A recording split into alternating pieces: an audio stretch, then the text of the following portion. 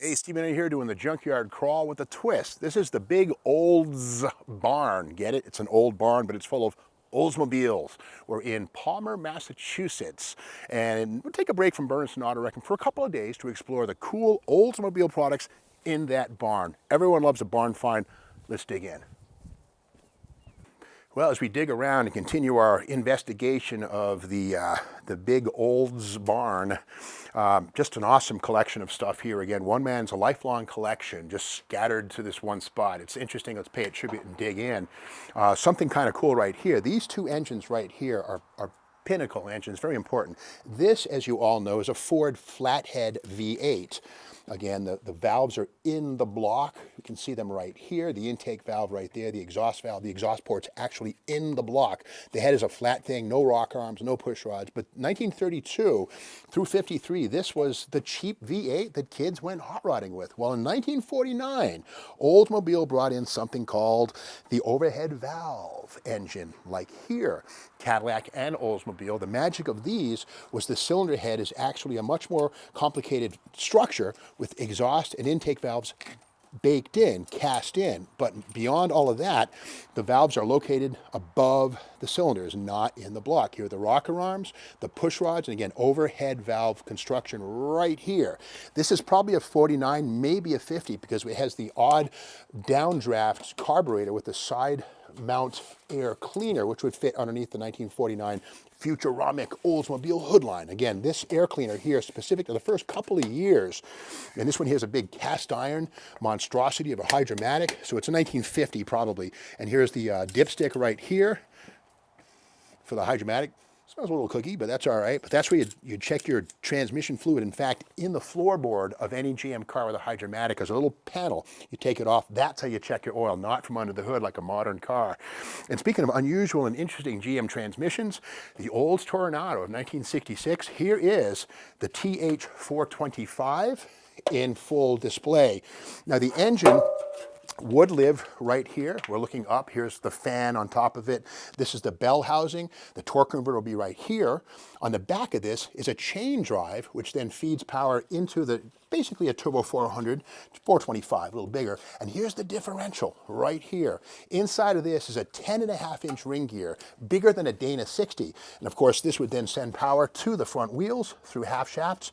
And in something interesting, the Toronado oil pan is something that Olds hot rodders love because it holds, I think, 6 or 7 quarts, another quart more than like a cutlass pan. But that thing right there, that little groove right there is meant to go right here. Now this would live on the bottom of the engine, but we can see right on this side, this is where the half shaft would come out right there to the passenger side. And that right there, this groove, when you see that, it's specific to a Toronado. Kind of cool, you know, a little junkyard classroom right here. Gotta love it. And as we make our way into this former cow milking station, I think is what this was.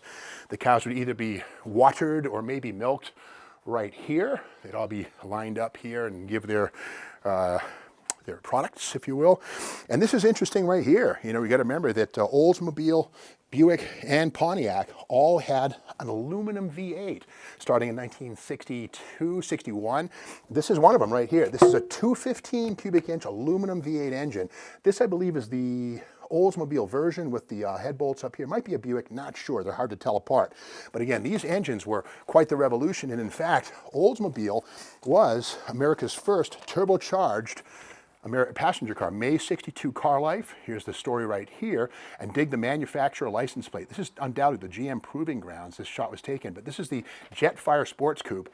And the whole punchline there is the turbocharger inside and bolted to that 215. Now, most of these 215s had a 2-barrel or a 4-barrel, but here's very early turbocharging technology and the completed engine. That thing right there, there it is, with the turbo rocket fluid, basically was an alcohol to keep it from melting down. But 62 and 3 were the 2 years the first turbocharged V8 was made. Of course, Corvair had a turbo also in 62, 3, and 4, and 5, and maybe 6.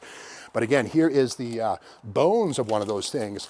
The the Olds aluminum, they called it the Rockette, E-T-T-E, like a smaller rocket, the Rockette 215.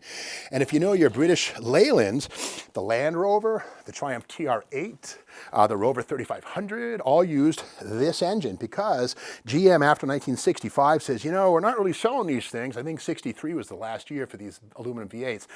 So they sold the tooling to British Leyland, which then ran with it for another 30 years. But it all starts right here, the Rockette V8. And other stuff in here, it's just, you know, where does it end? Another Oldsmobile V8 right there. These are interesting. These are Corvair transaxles. And again, here's the, this is the engine would be up there, the air-cooled 6.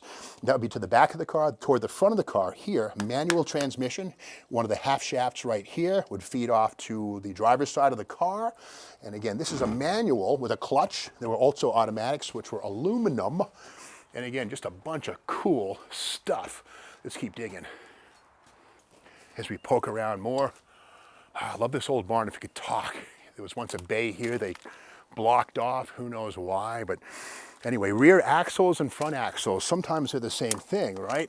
This is a front axle, probably out of an older pickup truck or something like that. You can see that it steers, you know, it's typical kind of a front end with leaf spring pads right here. But here's the thing, as advanced as the 66 Olds Toronado was, with front wheel drive, torsion bars up front, the rear axle was kind of an antique. Here it is.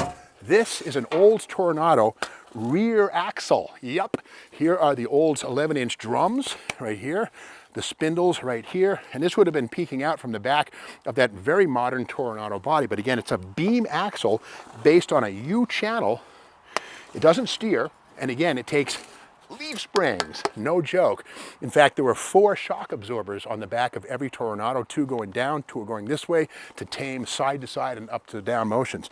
So again, Olds Toronado, 1966 rear axle, duh, it ain't a front axle, but interesting that Olds should have a beam axle. And check this out, Cadillac's Eldorado in 67 used the same stuff.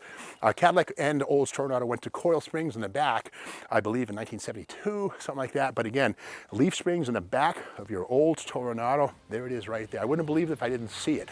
Now, if you like this video, we'll be back with more from the big Olds barn tomorrow. Be sure to like this video, share it with your friends. And remember, everything you see here is for sale. You can reach the owner, Mike D, at the email address in this video. See you tomorrow.